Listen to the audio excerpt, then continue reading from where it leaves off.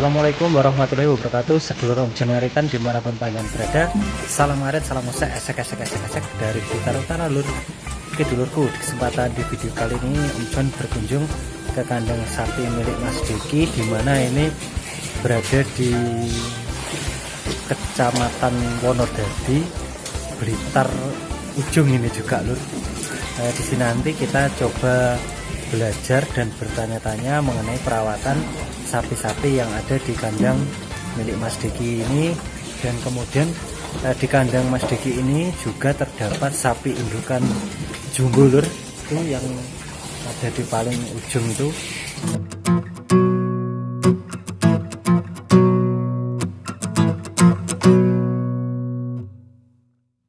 Dan ini kita sudah bersama Mas Diki selaku owner dari kandang ini. Selamat siang Mas. Selamat siang Mas. Mas ini beternak sapi sudah berapa lama Mas? Kurang lebih sekitar 5 tahun. Sudah 5 tahun Mas ya? Ya, 5 tahun. Terus di sini kan ada jantan dan juga betina Mas. Apakah ini dulu dari awal itu sudah berjalan dua-duanya atau bagaimana Mas? Kebetulan awalnya dari jantan semua Mas, jadi penggemukan.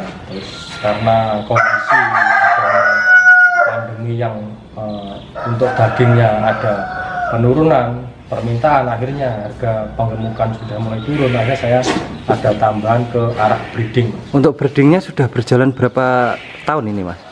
Kurang lebih sekitar 7 bulan. Selama 7 bulan berjalan breeding ini, antara fattening sama breeding itu enakan mana Mas? Kebetulan untuk kelebihan dan kekurangannya sebenarnya semua sama. Cuma kan kalau untuk penggemukan itu dari segi pakan kita juga perhitungkan Mas.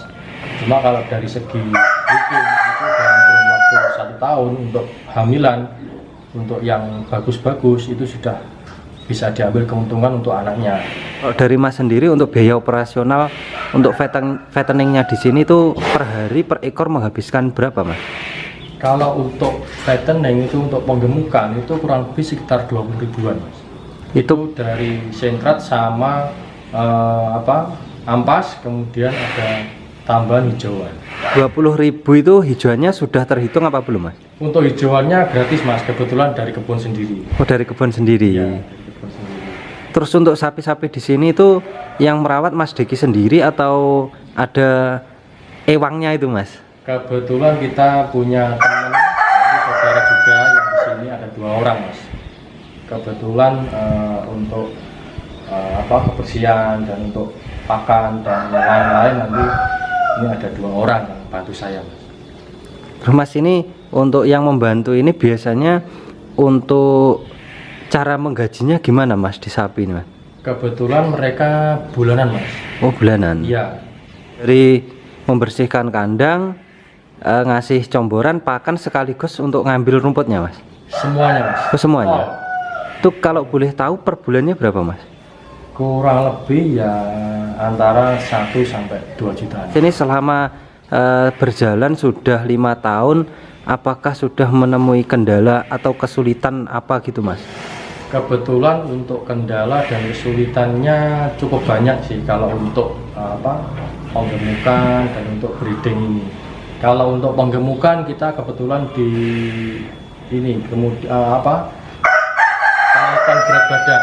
Karena berat badan ini kalau nggak bagus akhirnya kita harus lego. Kalau nggak bagus kita pertahankan akan banyak makan dan banyak pengeluaran.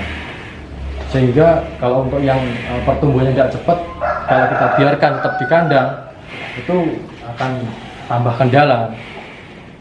Dan pakannya pun itu harus tetap terus berjalan. Cuma kalau untuk breeding itu kalau kita nggak pinter-pinter milih antara indukan, biasanya indukan yang istilahnya orang Jawa kentos atau enggak bekas jahitan, kalau enggak hamil nggak jadi IB beberapa kali nggak jadi. Cuma kalau dari segi kesehatan dari kandang alhamdulillah kita nomor 1 kan kebersihan dan kesehatan, dan kebetulan air pun kita sudah air yang bersih.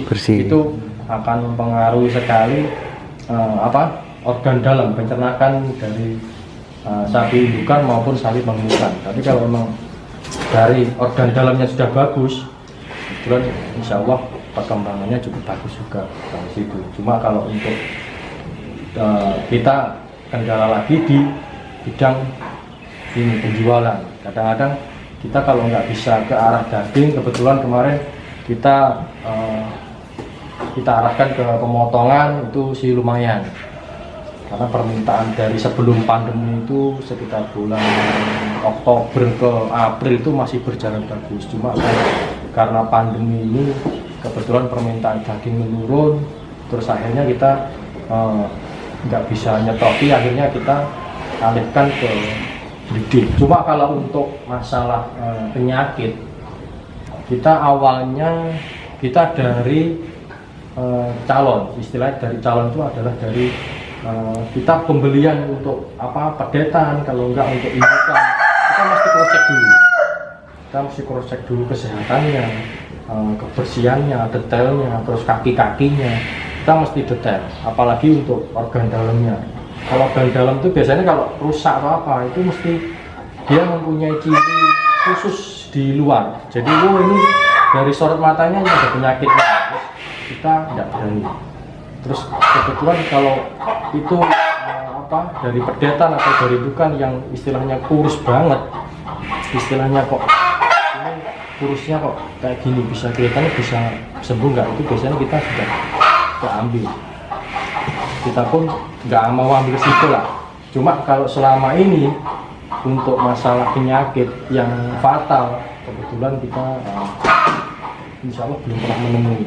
Dan kalau bisa jangan sampai Mas ya? Iya, karena itu kalau sampai fatal terus mati di kandang, resikonya ya puluhan juta. Berarti intinya untuk pemeliharaan sapi ketika awal mau memasukkan sapi itu kuncinya di pemilihan bibitnya Mas ya? Iya, betul. Apalagi karena awal sebuah bisnis itu kan diawali di situ. Kalau bibitnya bagus, insya Allah pertumbuhannya bagus, dan yang paling utama itu, dan pencernaannya harus bagus juga. Mas, terus di sini kan melihatnya kandangnya begitu bersih. Kemudian untuk limbahnya itu di sini dimanfaatkan atau bagaimana, Mas? Kebetulan kita ini Mas, untuk limbahnya kita ada saluran sendiri, kemudian diarahkan ke selatan Mas. Ada saluran dan ada kantong besar di daerah selatan sana yang untuk menampung kotoran dan limbah-limbahnya. Cuma untuk pemanfaatan untuk menjadi biogas atau apa kita masih belum, karena kita terkendala ya, satu tenaga ahlinya, yang kedua biayanya juga kan cukup besar juga, terus kemudian pendistribusiannya juga, terus kita juga tidak tahu resikonya atau apanya, terus ya kita belum ada istilahnya pengetahuan ke arah situ. Cuma kemarin kita ketemu sama anggota dewan dari Tulungagung, kebetulan mereka juga punya peternakan sapi perak yang ada di Sendang. Itu kebetulan kemarin sudah ada omongan, ada istilahnya pembukaan. Nanti kita bikin kayak semacam kelompok ternak di sini Mas, untuk khusus Wonodadi ini, dan diarahkan untuk pelatihan-pelatihan gimana peternak yang bagus, gimana peternak yang sukses, gimana peternak yang jangka panjang, istilahnya gitu. Jadi bukan hanya sebatas peternak yang tradisional. Sebenarnya tradisional bagus, cuma tradisional yang bisa diarahkan dan bisa untuk kehidupan sehari-hari Mas, dan untuk jangka panjangnya untuk anak-anak kita.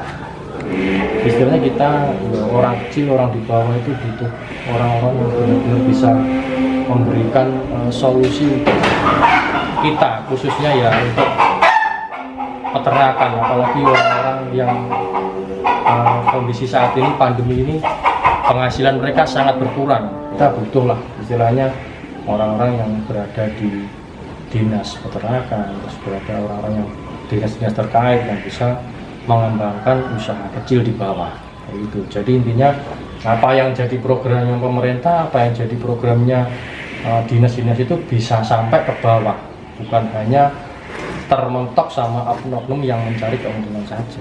Oke Lur, mungkin di video kali ini cukup sampai sekian. Ini nanti kita sambung ke part kedua untuk melihat lebih jelas untuk sapi-sapi betina yang ada di sini Mas ya, karena di sini juga ada sapi betina jumbo. Nanti kita ulas berapa harganya dan seperti apa kondisinya, dan saat ini kita perlihatkan dulu.